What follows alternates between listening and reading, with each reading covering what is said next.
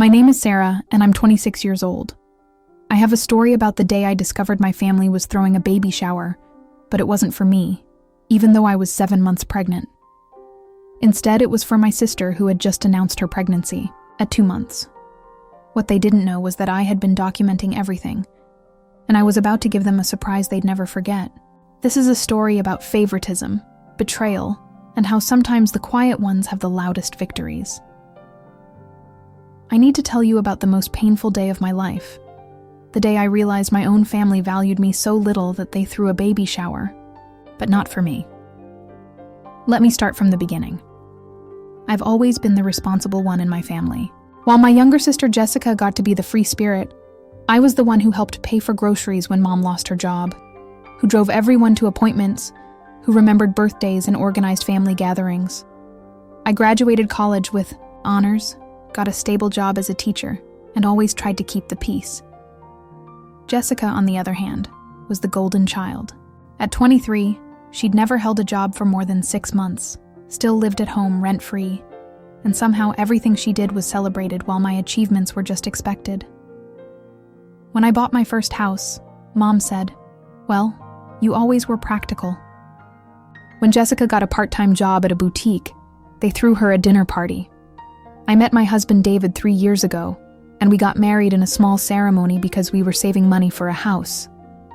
Jessica wasn't even dating anyone seriously, but Mom constantly asked when I was going to give her grandbabies, while simultaneously praising Jessica for living her best life and not rushing into anything. When David and I finally got pregnant, after trying for over a year, I was so excited to share the news. I had it all planned out. A cute announcement at Sunday dinner with little booties in a gift box. I imagined Mom crying happy tears, Dad giving me one of his rare hugs, and even Jessica being excited to be an aunt. The reality was different. Mom smiled and said, "That's wonderful, honey," in the same tone she used when I told her about my promotion. Dad nodded and went back to his newspaper. Jessica looked up from her phone long enough to say, "Cool," before asking if she could borrow my car that weekend. But I told myself it was fine. They were probably just processing the news. Surely they'd get more excited as time went on. They didn't. At 12 weeks, when I shared my ultrasound photos, Mom glanced at them and put them on the refrigerator behind a grocery list. When I told them we were having a girl, Dad grunted approvingly, and Jessica said, "Pink isn't really my color for being an aunt." By my second trimester, I started feeling invisible. Family dinners became about Jessica's latest drama at work or her new workout routine. When I mentioned my pregnancy symptoms or shared baby name ideas, the conversation would quickly shift. I started to wonder if I was being too sensitive, if maybe I was expecting too much attention. Then came the incident that changed everything. I was 24 weeks pregnant when I overheard Mom on the phone with her sister. I had come over to drop off some groceries and walked in through the back door like I always did. Mom was in the kitchen, facing away from me, completely absorbed in her conversation. "Oh, I know Jessica's only 2 months along, but I'm just so excited," she was saying. "This pregnancy feels different, you know? More special somehow. I've already started looking at baby shower venues." I froze. Jessica was pregnant? Since when? And Mom was already planning a baby shower? I stood there listening as Mom continued. "Jessica's always been my free spirit, so I never thought she'd settle down. This baby is going to change everything for her. I want to make sure she feels supported and celebrated." My heart started pounding. I was 7 months pregnant, and my mother had never once mentioned throwing me a baby shower. But Jessica announces her pregnancy and Mom's already venue shopping? I quietly left the groceries on the counter and walked out, my hands shaking as I drove home. That night, I lay in bed staring at the ceiling, feeling my daughter kick inside me while I tried to process what I'd heard. David found me crying in the nursery the next morning, holding the little dress I'd bought her. "What's wrong?" he asked, and when I told him what I'd overheard, his face darkened. "Sarah, that's not normal," he said gently. "You know that, right? You're their daughter too." You're carrying their first grandchild." But I had become so accustomed to being the afterthought that I'd normalized it. I made excuses. Maybe Mom was just more excited because Jessica's pregnancy was unexpected. Maybe they assumed I didn't want a big fuss. Maybe I was reading too much into it. Those excuses crumbled the next Sunday at family dinner. Jessica was glowing, her hand constantly resting on her barely there bump, and Mom couldn't stop fussing over her. "Are you eating enough? Do you need anything? I picked up some prenatal vitamins for you." She had never asked me any of those questions. Then Jessica made an announcement that hit me like a truck. "So," she said with a bright smile, "Mom and I have been planning something special. We're going to have a baby shower. It's going to be at the community center, with all the family and Mom's friends. Isn't that exciting?" Everyone congratulated her while I sat there, 7 months pregnant, feeling like I was disappearing into my chair. I waited for someone to mention that maybe we could have a joint shower, or that they should have thought of this for me first. But no one did. Instead, Mom started talking about decorations and guest lists and how special it was going to be. I excused myself to go to the bathroom, where I stood in front of the mirror looking at my very pregnant reflection and finally admitted the truth to myself. This wasn't about Jessica being the favorite. This was about me being completely invisible. But what I didn't know yet was that this was only the beginning. The real betrayal was still coming. And when I discovered the full extent of what my family had planned, it would change everything forever. The next few weeks were torture. Every family interaction became a painful reminder of how little I mattered to them. Mom would call Jessica daily to check on her morning sickness, while I hadn't received a single call about how I was feeling. When Jessica complained about being tired, Mom would rush over with soup and magazines. When I mentioned my back pain at 28 weeks, Dad told me it was just part of being pregnant. The baby shower planning consumed every conversation. Mom talked about the decorations, the games, the menu. She showed me pictures of centerpieces on her phone like I was just another family friend who should be excited for Jessica. Never once did she seem to realize how devastating this was for me. "We're doing a butterfly theme," Mom said excitedly during one particularly painful dinner. Jessica's always loved butterflies, and it represents transformation and new beginnings. I wanted to scream. I wanted to ask why Jessica's transformation mattered more than mine. Why her new beginning was worth celebrating while mine was barely acknowledged. But I stayed quiet, because that's what I always did. David was getting angrier by the day. "Sarah, you need to say something," he told me. "This is insane. You're about to give birth and they're acting like you don't exist." But I kept making excuses. Maybe after the shower, they'd realize they should do something for me, too. Maybe they were planning a surprise. Maybe I was being too sensitive. Then came the invitation. Jessica stopped by my house one afternoon, glowing with excitement. "I wanted to give you this personally," she said, handing me a beautiful butterfly-themed invitation. It was professionally printed, with elegant fonts and delicate details. "Please join us in celebrating Jessica's exciting journey into motherhood," it read. The date was set for the following Saturday at 2 p.m. at the community center. I stared at the invitation, and something inside me finally broke. This wasn't just about favoritism anymore. This was about complete disregard for my feelings and my pregnancy. "It's going to be so fun," Jessica continued, oblivious to my pain. Mom invited like 50 people, all the aunts, her book club friends, people from church. She even hired a caterer. 50 people, professional catering, a venue rental, for someone who was barely showing. "Mom's been planning this for weeks," Jessica went on. "She's so excited. She keeps saying this is the baby shower she's always dreamed of throwing." That night, I called my mom. I had to ask, even though I was terrified of the answer. "Mom," I said, trying to keep my voice steady. "I was wondering, since Jessica's having a baby shower, did you want to plan something for me too?" I'm due in just 2 months. There was a long pause. Then Mom sighed. Oh, Sarah, honey. I mean, we could do something small, I suppose. But you know how busy things are with Jessica's shower coming up.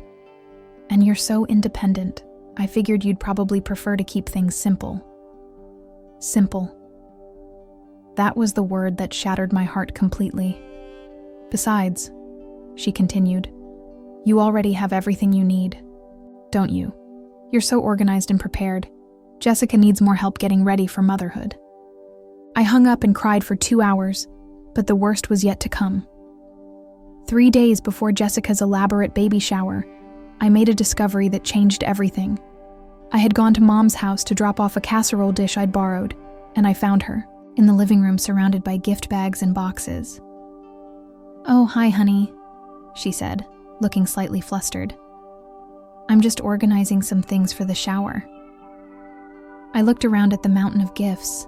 Beautiful baby clothes, expensive strollers, high-end monitors, designer diaper bags, thousands of dollars worth of baby items. Wow, I said, trying to keep my voice neutral. People are really generous, Mom beamed. Oh, these aren't from the guests. These are from family. I wanted to make sure Jessica had everything she could possibly need. My blood ran cold. From family? Well, you know how it is. Everyone's so excited about the baby. Dad and I got her the crib and matching dresser set. Aunt Linda bought the car seat and stroller system. Uncle Mike and Aunt Carol got her that whole nursery decoration set. Even your grandmother sent money for baby clothes.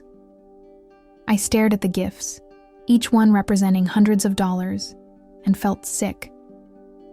When I was pregnant, I got a $25 gift card to Target from my grandmother and a used high chair from Aunt Linda. That's really generous, I managed to say. I know, Mom said excitedly. We just want Jessica to feel loved and supported. This is such a big change for her. As if it hadn't been a big change for me. I drove home in a daze, my mind reeling. It wasn't just about the shower anymore. It was about thousands of dollars in gifts, dozens of people celebrating Jessica's pregnancy, while mine had been met with polite indifference. That night, I sat in my daughter's nursery, looking at the secondhand furniture David and I had carefully refinished, the clothes I'd bought on clearance, the single baby monitor we'd saved up for. I thought about Jessica's mountain of expensive gifts and felt something I'd never felt before toward my family. Rage. Pure, justified rage. But what I discovered next would make all of this look like nothing, because I was about to learn that the baby shower wasn't just about favoritism. It was about something much, much worse. And when I found out the truth, I realized that staying quiet and being the good daughter was over. It was time for my family to learn that the quiet ones are often the ones who notice everything, remember everything, and document everything. They had no idea what was coming. The revelation came from the most unexpected place, Jessica herself. The night before her baby shower, she called me crying. I almost didn't answer because I was so emotionally drained, but something in her voice when she left a voicemail made me call back. Sarah, she sobbed. I need to tell you something, and I don't know how to say it. I sat down heavily, my 32-week pregnant belly making everything uncomfortable. What's wrong, Jess? I am pregnant, but... She took a shuddering breath. I'm not as far along as everyone thinks. My heart started pounding. What do you mean? I'm only 6 weeks pregnant, not 8 weeks. I lied because... She broke down crying again. Because Mark broke up with me when I told him about the baby.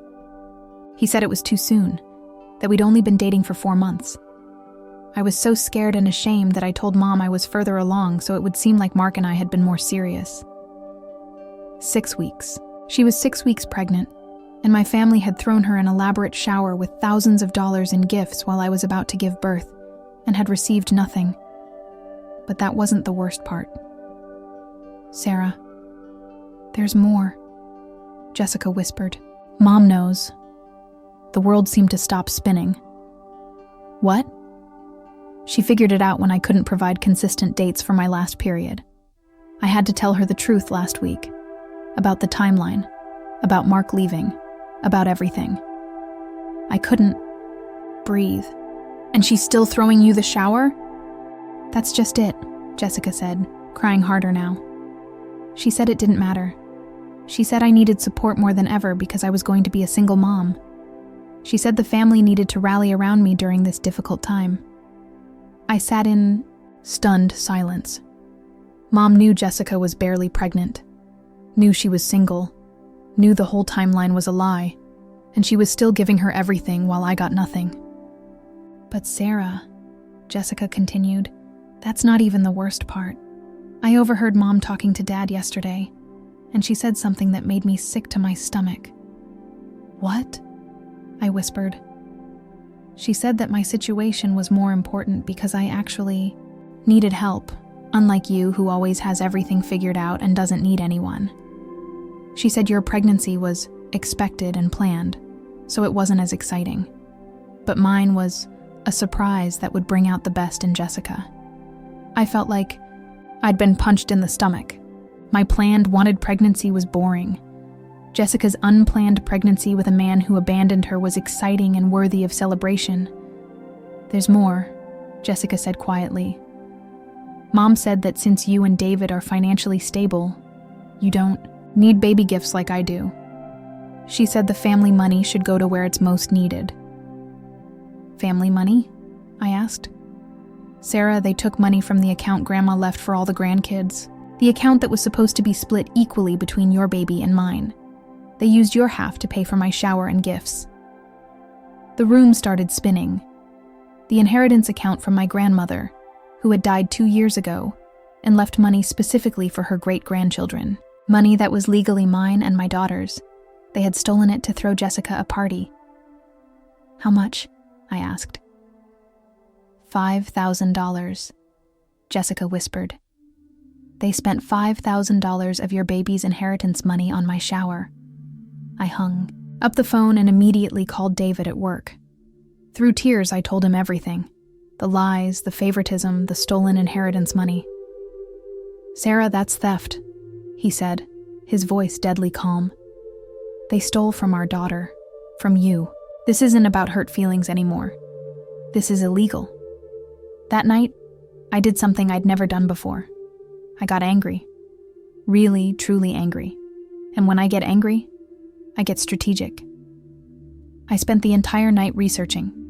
I found the original will, from my grandmother, clearly stating that the money was to be held in trust for great-grandchildren, with each child receiving an equal share upon birth. I found the bank statements David and I had access to as beneficiaries, showing the recent withdrawal of $5,000. I printed everything, but I wasn't done. I started going through months of text messages, emails, and social media posts. I documented every instance of favoritism, every dismissive comment, every time my pregnancy was ignored while Jessica's was celebrated. I found Mom's Facebook posts gushing about Jessica's pregnancy with dozens of heart emojis, while my pregnancy announcement had gotten a simple congratulations with no emojis. I screenshotted Mom's posts about the elaborate shower planning, her excitement about becoming a grandmother, her requests for gift donations for Jessica. I documented everything, every conversation, every slight, every piece of evidence that showed the pattern of favoritism and the theft of my daughter's inheritance. By morning, I had a plan. But first, I needed to see this baby shower for myself. I needed to witness the full extent of what my family had done with my daughter's money.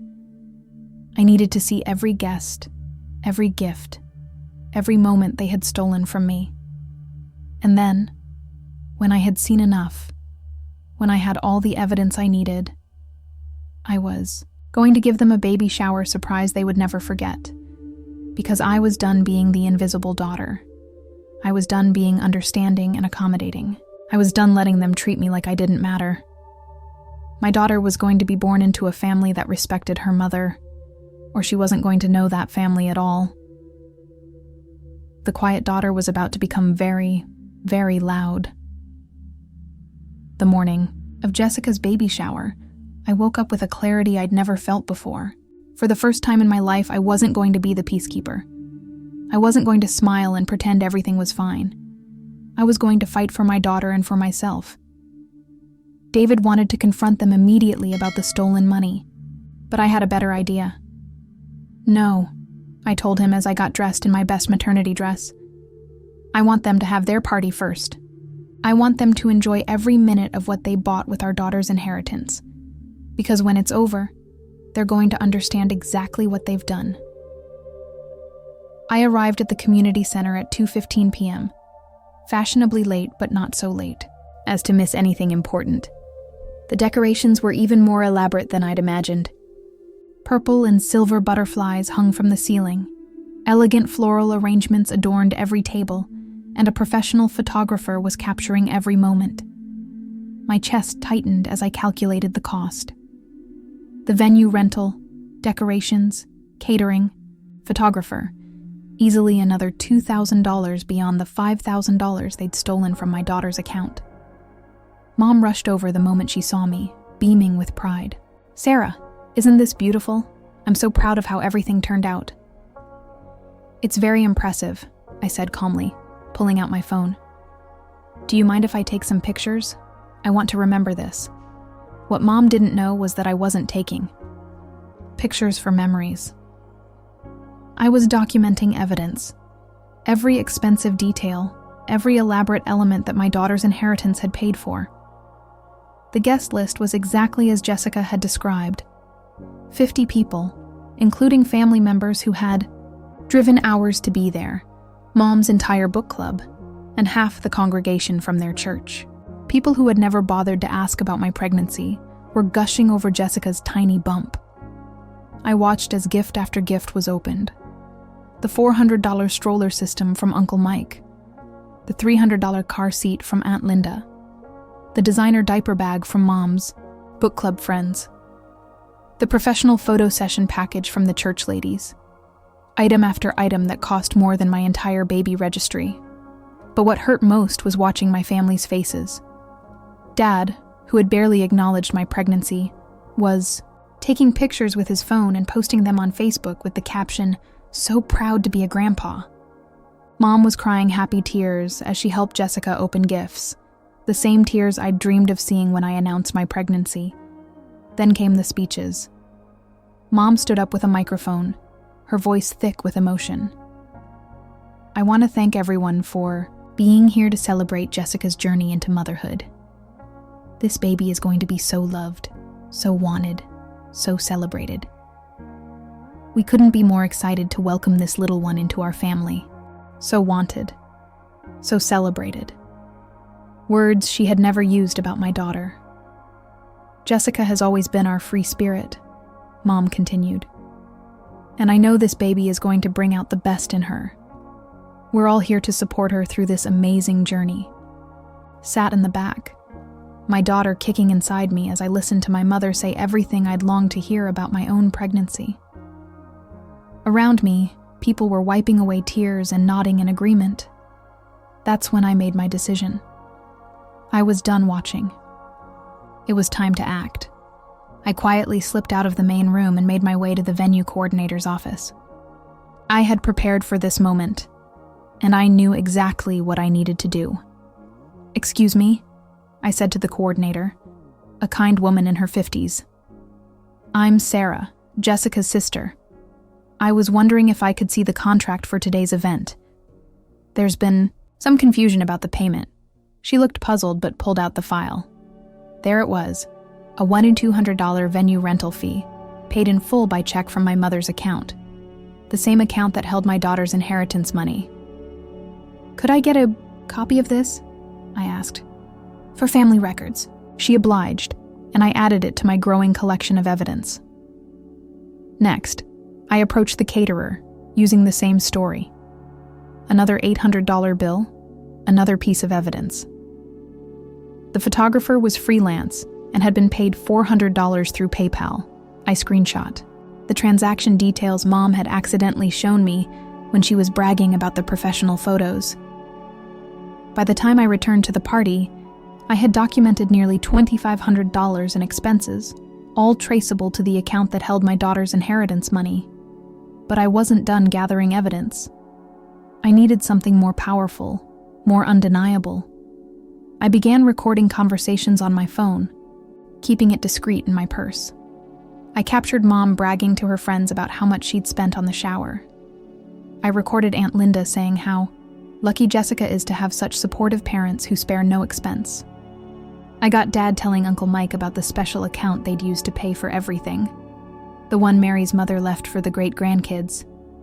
Each recording was another nail in their coffin. As the party wound down and guests began to leave, I watched Jessica load thousands of dollars worth of gifts into multiple cars. She looked overwhelmed by the generosity, and I could see genuine gratitude in her eyes. For a moment, I almost felt sorry for her. She hadn't asked for this favoritism, even if she had benefited from it. But then I remembered the stolen inheritance. Money. My daughter's money. Money that my grandmother had specifically left for her great-grandchildren, not for elaborate parties and expensive gifts for one favored child. After the last guest left, Mom approached me with a tired but satisfied smile. Wasn't that wonderful? I think Jessica felt so loved and supported. It was quite a celebration, I agreed. Mom, can I ask you something? Of course, honey. How did you afford all this? The venue, the catering, all those expensive gifts from the family? For just a moment, I saw panic flicker across her face. Then she composed herself. Oh, you know how it is.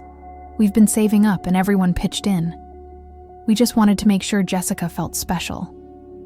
She was lying to my face. Even now, even when directly asked, she was lying about stealing my daughter's inheritance. That's when I knew she felt no guilt about what she'd done. She would have continued to lie, to deny, to gaslight me about the missing money if I hadn't discovered it myself. Well, I said calmly, I'm sure Jessica will treasure these memories forever. I hope so, Mom said, starting to clean up. I just want her to know how much she's loved. I watched her for a moment. This woman who had raised me, who had taught me to be kind and forgiving and understanding. This woman who had stolen from her own granddaughter to throw a party for her favorite child. Mom, I said quietly, I need to ask you something else. She looked up from stacking plates. What's that, honey? I need to know about Grandma's inheritance account, the one she left for the great-grandchildren. The color drained from her face. She knew that I knew. Sarah, I can explain. No, I said, standing up despite my bulk. You can't explain stealing from your granddaughter. You can't explain using money that legally belongs to my daughter to throw a party for your favorite child. It's not like that, she started, but I held up my hand. It's exactly like that. And tomorrow, everyone is going to know exactly what you did. I walked out of that community center with my evidence, my recordings, and my plan. The baby shower was over. Now it was time for the reckoning. Sunday dinner the next day was going to be special. I had made sure of that. I arrived at my parents' house at exactly 5 p.m., carrying a large folder and wearing the same maternity dress I'd worn to the shower. David was beside me, his jaw set in determination. We had spent the morning finalizing our plan, and now it was time to execute it. Jessica was already there, glowing from the previous day's celebration. She was showing Mom pictures on her phone, both of them laughing and reliving the highlights of the shower. Dad was in his usual chair, scrolling through his own photos of the event. Sarah! Mom called out cheerfully. Perfect timing. We were just looking at pictures from yesterday. Wasn't it wonderful? It was certainly something, I agreed, taking a seat at the dining table and placing my folder in front of me. Dad looked up from his phone. That photographer really captured some great moments. I've been posting them all morning. Yes, I saw them on Facebook, I said. Very nice photos. Very expensive photos. Something in my tone made Jessica look up from Mom's phone. She studied my face, and I saw recognition dawn in her eyes. She knew what was coming. Should we eat? Mom asked, moving toward the kitchen. I made your favorite roast, Sarah. Actually, Mom, I think we should talk first. I opened my folder and pulled out the first document. I have some questions about yesterday's celebration. The room went quiet. Dad set down his phone. Mom stopped walking toward the kitchen. Jessica sank into her chair. Questions? Mom asked, trying to maintain her cheerful tone. Yes, specifically about how you paid for it. I placed the venue contract on the table. This shows a $1,200 venue rental fee. Then there's the $800 catering bill. I laid out each receipt, each piece of evidence, watching their faces grow paler with each item. The photographer cost $400. The decorations were another $300. The gifts from family totaled at least $3,000. I looked up at them. That's $5,700 total. A lot of money for a baby shower. Dad cleared his throat. We wanted to make it special for Jessica. With what money, Dad? I asked, pulling out the bank statements. Because I know you don't have $5,700 in your savings account, but I know where you got it. I placed the inheritance account statements on the table, with the $5,000 withdrawal highlighted. Grandma's great-grandchildren account. The money she specifically left for her great-grandchildren, equally divided between them. Mom's face crumpled. Sarah, please let me explain. Explain what? How you stole my daughter's inheritance to throw a party for your favorite child? My voice was rising. All the months of suppressed hurt and anger finally breaking free. Explain how you took money that legally belongs to my unborn daughter and spent it on butterfly decorations and professional photography. It wasn't stealing, Dad said defensively. It was family money, for family needs. Jessica needed help. Jessica needed help. I stood up, my pregnancy making the movement awkward but determined. I'm 7.5 months pregnant, Dad. I'm about to give birth to your first grandchild. Where was my help? Where was my support? Where was my celebration? You don't need help, Mom said weakly. You have David. You have a good job. You have everything figured out. So that means I don't deserve my daughter's inheritance money? I pulled out my phone and played the first recording, Mom bragging to her friends about how much she'd spent on the shower. Her voice filled the room, cheerful and proud, as she detailed every expensive element. Mom's face went white. Sarah, you recorded me? I documented everything, I said, playing the next recording, Dad telling Uncle Mike about using the great-grandchildren account. Every conversation, every expense, every lie you told. Jessica finally spoke up. Sarah, I didn't know about the inheritance money. I swear I didn't know. But you knew about the favoritism, I said, looking at her directly. You knew that your 6-week pregnancy was being celebrated while my full-term pregnancy was ignored. You knew that you were getting thousands of dollars in gifts while I got nothing. I felt guilty about it, she admitted, tears starting to fall. But I didn't know how to say anything. You didn't need to say anything, Jessica. You just needed to not accept it. I turned back to my parents. But this isn't really about Jessica. This is about you two and how you've treated me my entire life. I pulled out printouts of Facebook posts, screenshots of text messages, documentation of every slight and dismissal over the past 8 months. Here's Mom's Facebook post about Jessica's pregnancy announcement. Our baby girl is having a baby. Can't wait to spoil this little one. Grandma is over the moon. 53 likes, 22 comments of congratulations. I placed it next to another printout. Here's Mom's response to my pregnancy announcement. Congratulations. Period. No. Exclamation points. No excitement. No comments about being a grandmother. 3 likes. Mom was crying now. Sarah, that's not fair. Social media doesn't mean anything, doesn't it? I pulled out more evidence. Here are your text messages to Jessica over the past month. Daily check-ins about her morning sickness, offers to bring her food, constant support and encouragement. I slammed down another stack of papers. Here are your text messages to me. Nothing. Absolutely nothing. You haven't asked how I'm feeling once. David spoke up for the first time. They used to call you the responsible one, Sarah. But what they really meant was the invisible one. The one they could ignore because you'd never complain. But I'm complaining. Now, I said, my voice steady despite the tears streaming down my face. I'm done being invisible. I'm done being the afterthought. I'm done pretending that this is normal family behavior.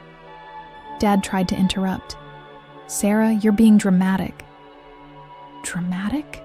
I pulled out the final piece of evidence, a letter from my lawyer. This is a formal demand for the return of the $5,000 you stole from my daughter's inheritance account, plus interest and penalties. You have 10 days to return the money, or we're filing a lawsuit for theft and breach of fiduciary duty. The Gee. Room went dead silent. You're suing us? Mom whispered. I'm protecting my daughter, I said firmly. The way you should have protected me. The way you should have treated me fairly. The way you should have celebrated my pregnancy instead of stealing from my child to celebrate someone else's. Jessica was sobbing now. Sarah, I'm so sorry. I never wanted this to happen. I know, Jess. But it did happen. And now there have to be consequences. I stood up and gathered my evidence. You have 10 days to return my daughter's money. If you don't, you'll be hearing from my lawyer. And if you try to gaslight me or tell people I'm being unreasonable, I have hours of recordings and mountains of evidence that tell the real story. I headed toward the door, David beside me. Sarah, wait! Mom called out desperately. Please don't do this. We're family. I turned back to look at her.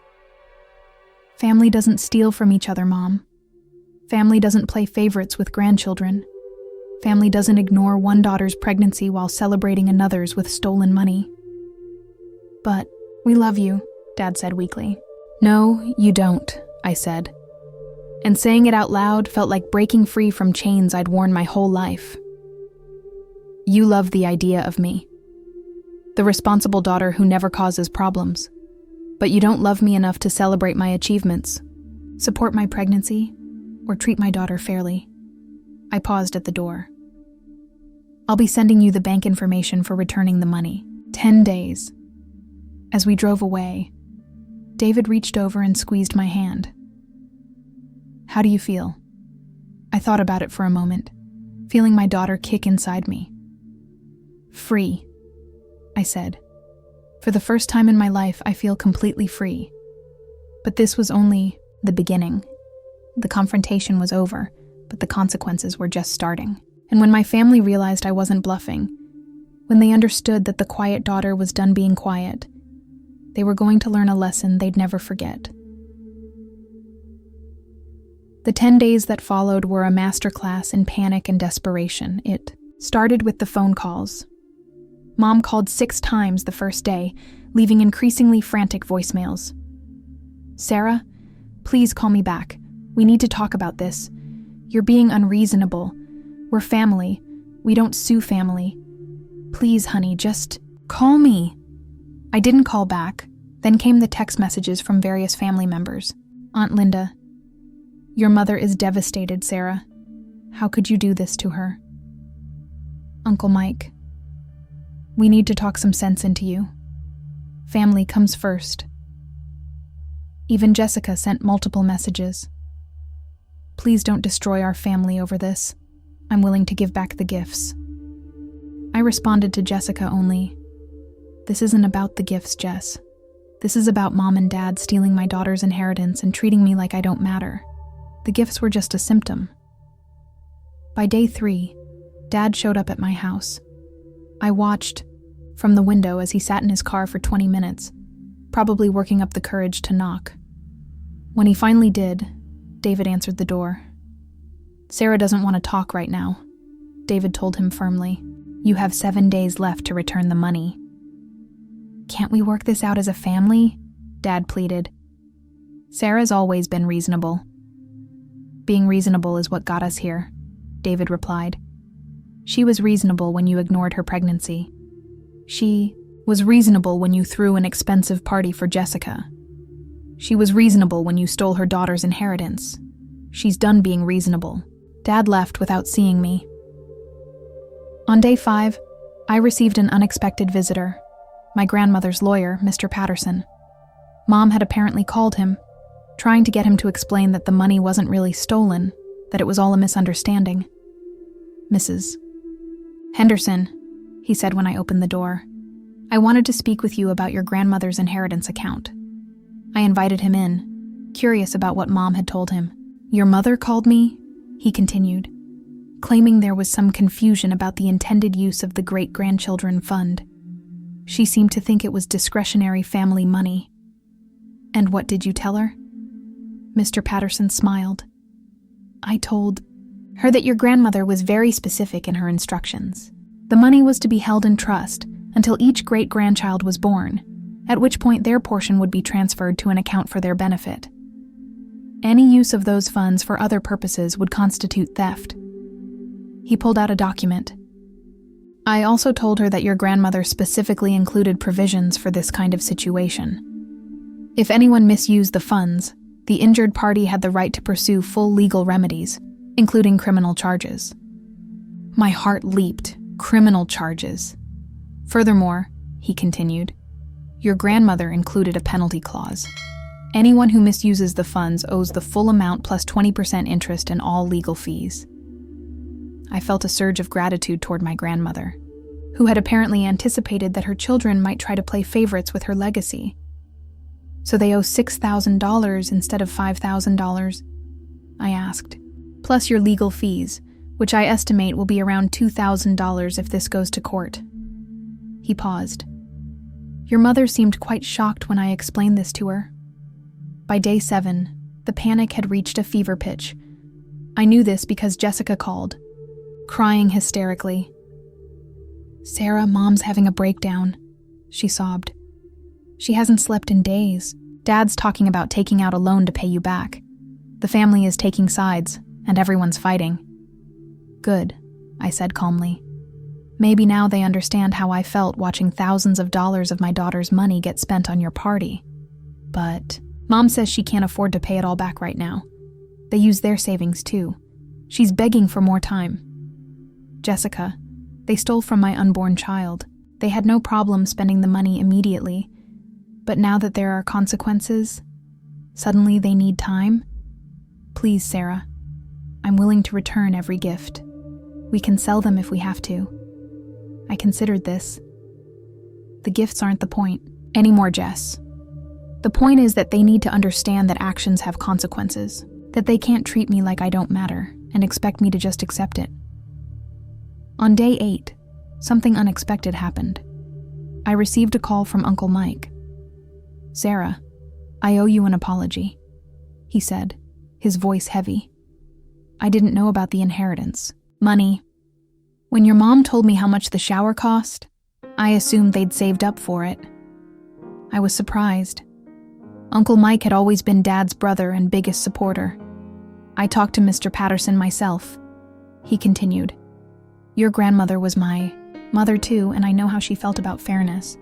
What your parents did was wrong, and I told them so."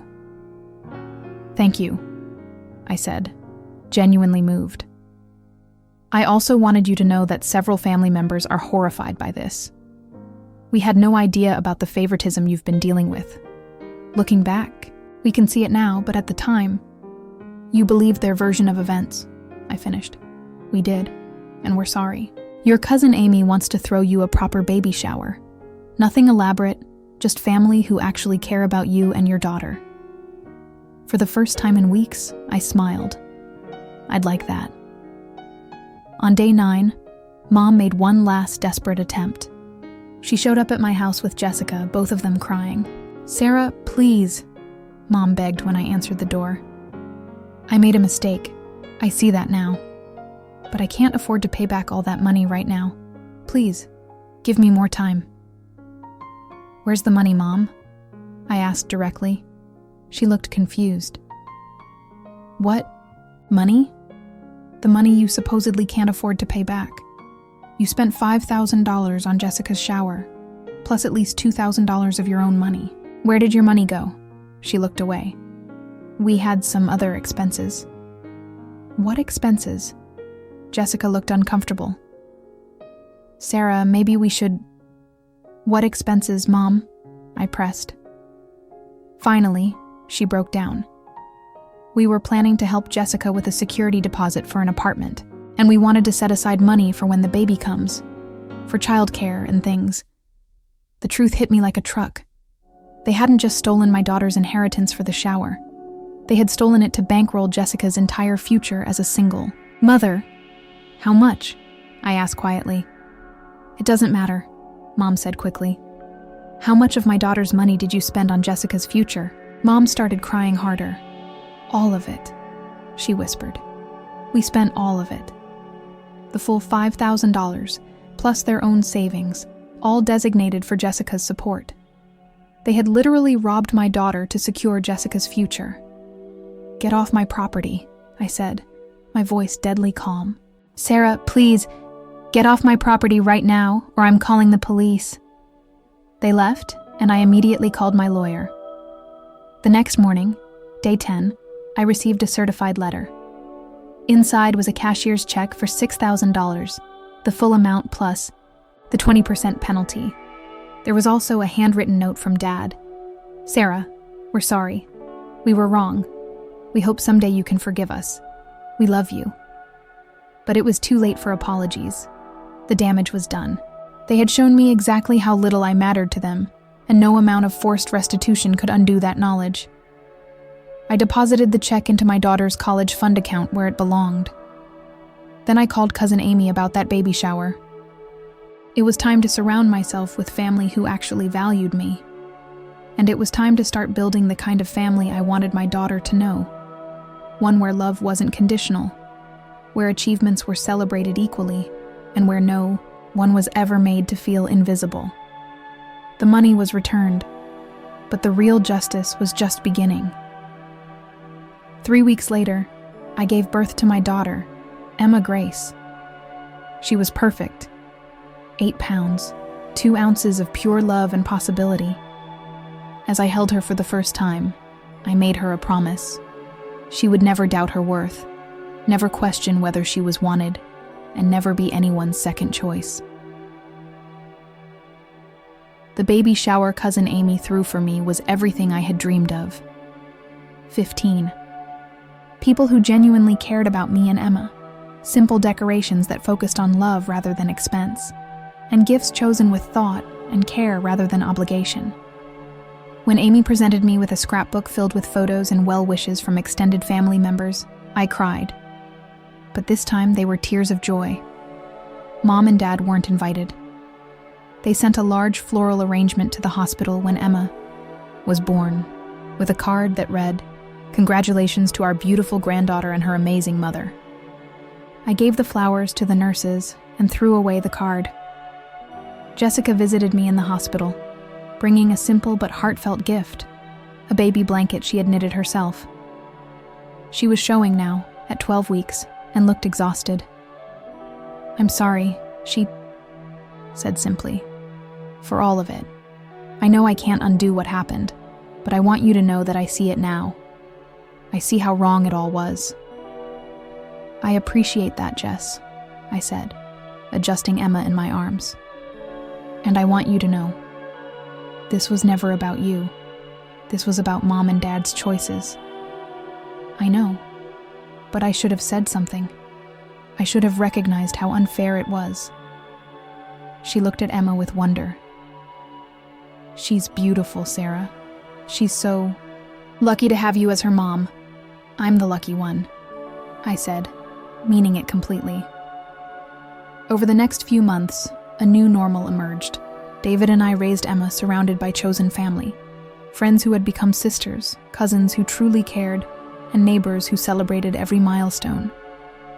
We hosted dinners where Emma was passed around and adored, where her first smile was cheered and her first laugh was celebrated.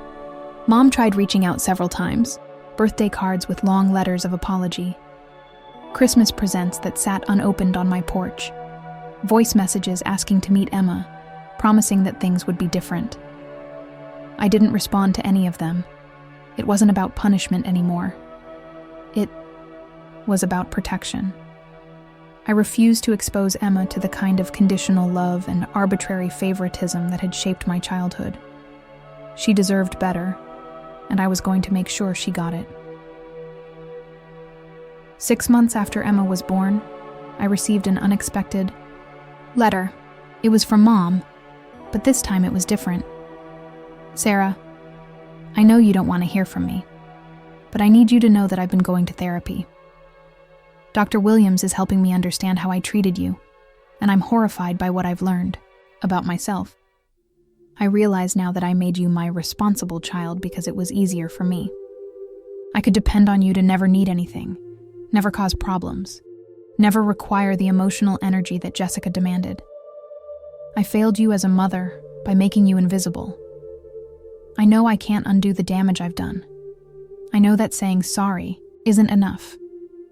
But I want you to know that I'm working to understand how I could have been so blind to your needs, so unfair in my treatment, so willing to steal from your daughter. For my other daughter, I don't expect forgiveness. I don't expect a relationship. I just needed you to know that you were right about everything, and I was wrong about everything. And I'm sorry. Tell Emma that her grandmother loves her, even if she never gets to show it. I read the letter twice, then filed it away. Maybe someday I would respond. Maybe someday I would be ready to see if Mom had actually changed, but not yet. Emma was too precious, too perfect, too deserving of uncomplicated love to risk exposing her to the dysfunction that had defined my childhood. A year later, when Emma took her first steps, she toddles directly into the arms of her chosen family, David's parents, who had embraced me completely, Cousin Amy's children, who adored their baby cousin, and our dear friends who had become Emma's aunts and uncles. As I watched her surrounded by people who celebrated her simply for existing, I realized that sometimes the greatest gift you can give your child isn't the family you were born into, but the family you choose to build. Emma would grow up knowing she was wanted, valued, and celebrated. She would never question whether she mattered, never doubt that her achievements deserved recognition, never feel invisible or overlooked. And if she ever faced injustice, from family or anyone else, she would know that she had the right to stand up for herself, to demand better treatment, and to walk away from anyone who didn't value her worth. I had broken the cycle. The invisible daughter had raised a daughter who would never be invisible, and that was the greatest victory of all. Looking back on this journey, I realized that the baby shower was never really about the party or even the money. It was about finally understanding my worth and refusing to accept treatment that fell short of what I deserved. For too long, I had confused being low maintenance with being unworthy of celebration. I had allowed my family to treat my achievements as expected while treating Jessica's as miraculous. I had normalized being overlooked, dismissed, and ultimately stolen from. But becoming a mother changed everything. The moment I held Emma, I knew I couldn't model accepting disrespect for her. I couldn't teach her that love was conditional, that some children matter more than others, or that speaking up for yourself makes you difficult. The $6,000 I recovered wasn't just money. It was a declaration that my daughter's future mattered, that I mattered, that we deserved to be treated with the same love and respect given to everyone else in the family. Today, Emma is surrounded by people who think she hung the moon. She's growing up confident, celebrated, and secure in the knowledge that her voice matters. She'll never have to fight for scraps of attention or wonder why someone else's needs always come first. Sometimes the greatest act of love is protecting your child from toxic patterns, even when that means walking away from family. Sometimes justice isn't about punishment. It's about refusing to accept injustice anymore. I want to know, which part of this story surprised you the most? Was it the inheritance money theft, the extent of the favoritism, or my decision to cut contact completely? And have you ever had to stand up to family members who took you for granted? Don't forget to subscribe for more stories about finding your voice, setting boundaries, and creating the family you deserve. Your support means everything to me.